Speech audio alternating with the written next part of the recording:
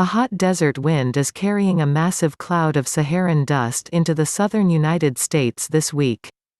Dust plumes from the Sahara routinely blow westward across the Atlantic at this time of year, but this event is a doozy, by some measures, the biggest in decades. And a second plume appears to be forming about a week behind the big one. Across the southeastern U.S., from the Gulf Coast to the Carolinas and potentially as far north as Indianapolis and Cincinnati, dust effects will likely be visible in the coming days. Trillions of dust grains will reflect sunlight in every direction, creating milky white skies. The dusty haze reflects some sunshine back to space, cooling the surface a bit where the plume is thickest. Longer waves of red and orange light tend to penetrate the dusty haze, so sunrises and sunsets are likely to be especially beautiful. On the downside, where the plume mingles with showers or thunderstorms, downdrafts may carry desert dust to Earth's surface. This will impair air quality and could trigger allergic reactions and asthma attacks. The more dust reaches an area, the more pronounced the effects will be. For atmospheric scientists like me, this huge dust plume is more than a cool event, it also shows how the Earth's physical geography creates weather and climate patterns. Here's what causes these plumes to form. Our planet's climate and weather systems start with motion in the atmosphere, swaths of air rising and falling, or moving horizontally from high-pressure areas to low-pressure areas. Earth's rotation and the fact that the planet is warmer near the equator than at the poles create circulation patterns in the atmosphere. At higher latitudes, toward the poles, winds blow faster and move from west to east. Near the equator, winds blow more slowly and travel from east to west. These are the trade winds that blew ships toward the New World during the Age of Exploration. In the deep tropics, rising air expands and cools.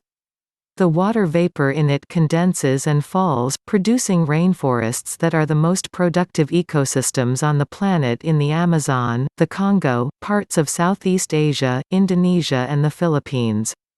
In the subtropics of both hemispheres, sinking air compresses and warms, vaporizing every little wisp of cloud to produce the world's arid regions, the Gobi, Atacama, Sonoran, Namib and Australian deserts.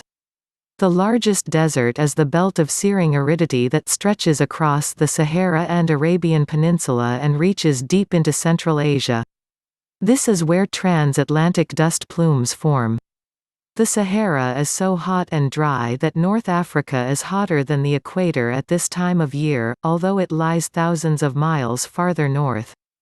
This is the only place on the planet where the gradient of hot to cold runs backward, from the subtropics to the equator.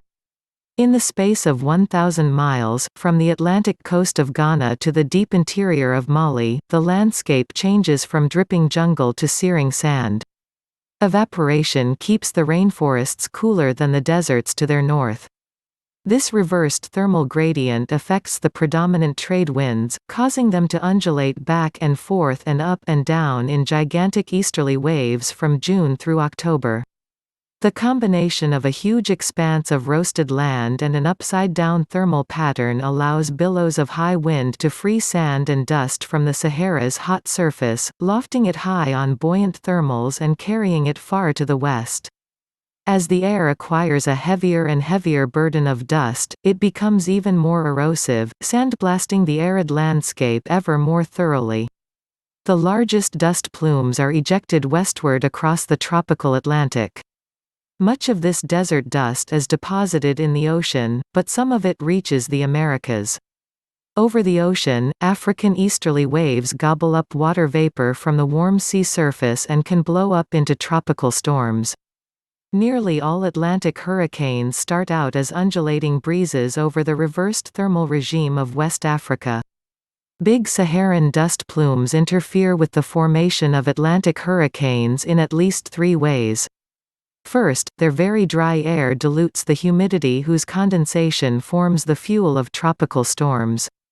Second, upper-level winds that carry these plumes blow more strongly than winds at the surface. This variation in wind speed, known as wind shear, blows the tops off of thunderstorms before they can become organized into bigger systems. Third, dust plumes reflect and scatter tropical sunlight, reducing the tropical sun's evaporating power and starving storms of their moisture. For all of these reasons, tropical depressions, storms and hurricanes are less likely when big Saharan dust plumes are active over the Atlantic. That's good news for coastal residents in the U.S. but bad news for surfers, since tropical storms are the main generators of waves in summer. And dust plumes provide other benefits. Desert dust is an important source of nutrients for downwind ecosystems, both in the ocean and on land. Soluble iron in the dust helps some species of algae in surface waters to thrive. These tiny organisms form the foundation of food webs that sustain thousands of other species. The dust also contains phosphorus, which is critical to the growth of tropical forests in Central and South America. These rich ecosystems get some phosphorus by dissolving local rocks at their roots but need more, which they receive from desert dust wafted thousands of miles westward by African easterly waves. If you're in an area affected by a dust plume, don't forget to look up. You may see odd-looking skies or stunning sunsets, created by interlocking chains of cause and effect that link vast regions on both sides of the tropical Atlantic and sweep us into the drama of our spinning planet. Thank you for watching our video. Please show your support by subscribing to our channel and turn on the notification. Follow us on Twitter, Instagram, Facebook and Reddit for more videos.